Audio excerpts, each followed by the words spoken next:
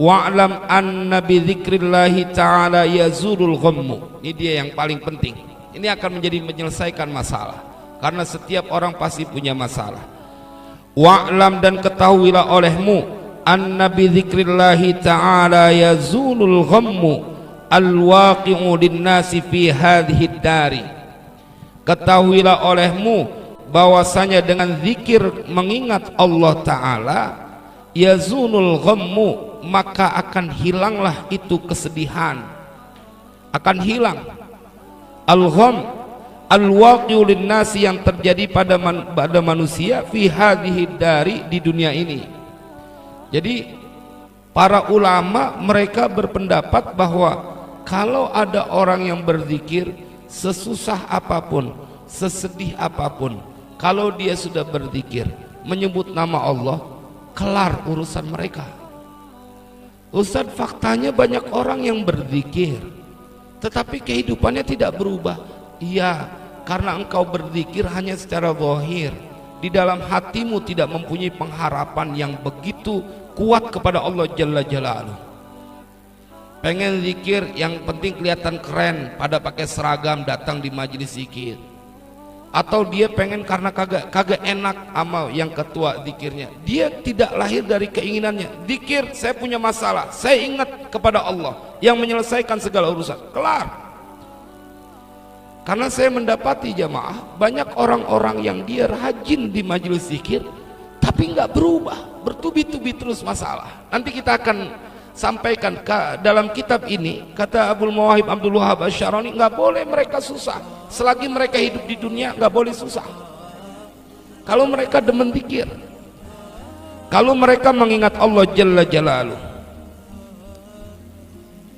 di dunia ini dia nggak boleh susah. Fa innal hamma wal ghamma fiha innama huwa biqadril ghaflati anillahi ta'ala.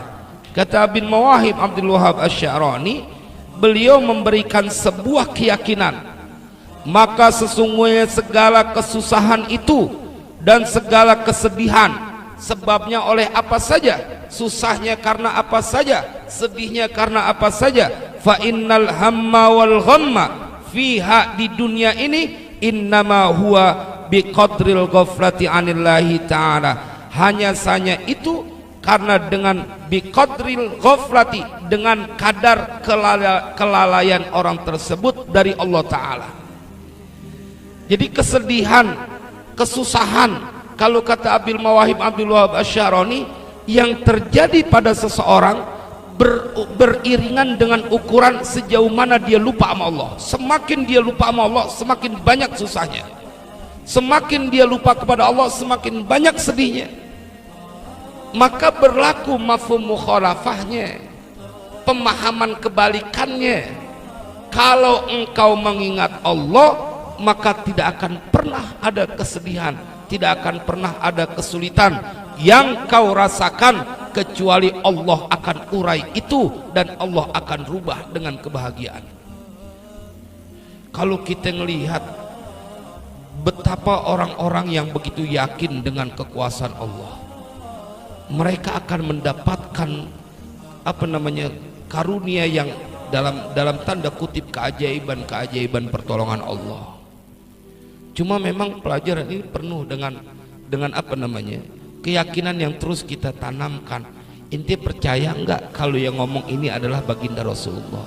Ente percaya enggak kalau yang ngomong ini waliullah, yang mereka arif billah, mereka sudah kenal kepada Allah dengan sebenar-benarnya kenal.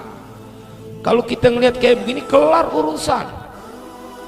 Karena sesungguhnya kesusahan itu yang terjadi pada setiap manusia beriring dengan ukuran kelalaian mereka terhadap Allah. Dan keyakinan itu mahal.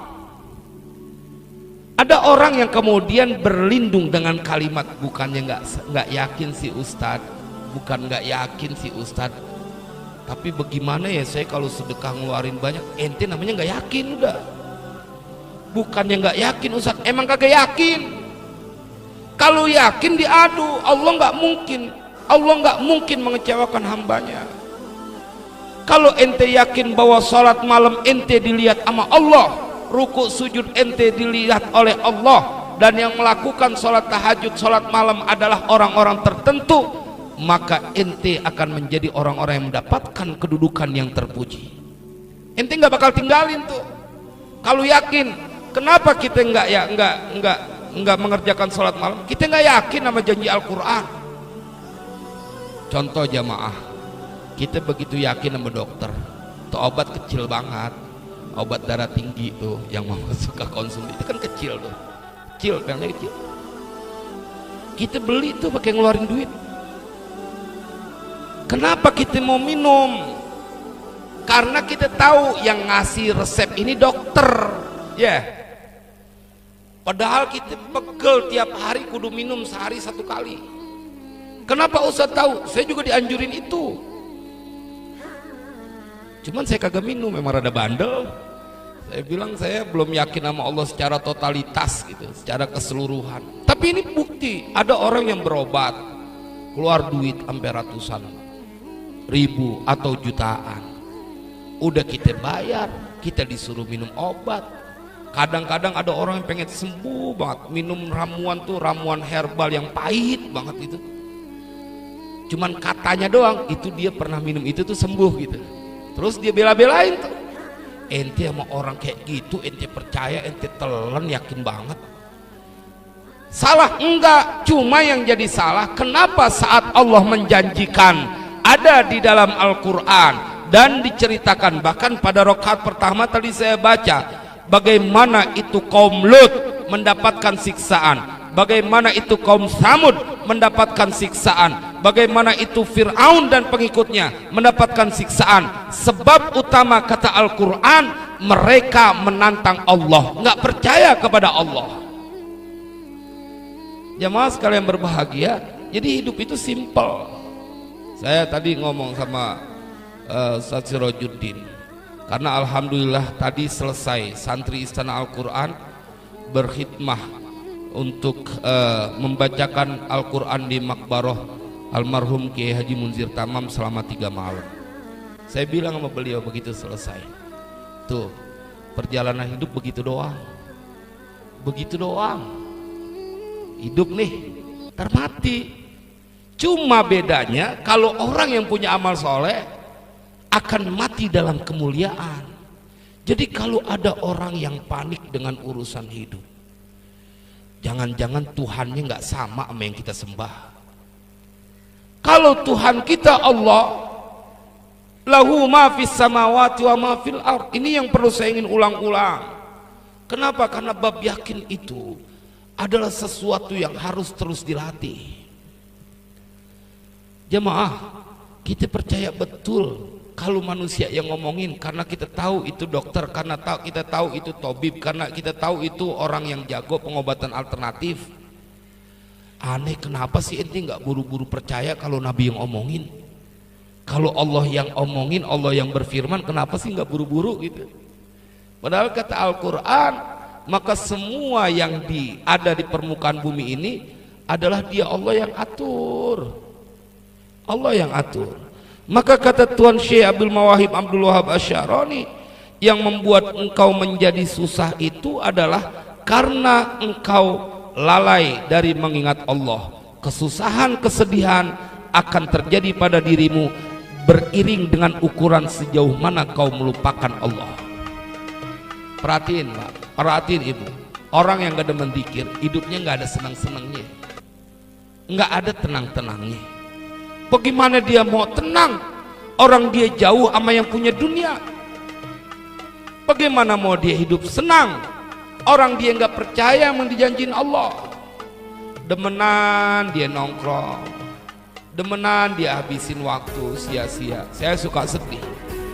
Karena kalau kita lihat, karena saya termasuk memperhatikan kalau para ulama meninggal dunia. Enak betul. Yang nyolatin kagak pakai diundang, bejibun orang yang nyolatin. Ibu bapak, itu yang banyak orang lupai,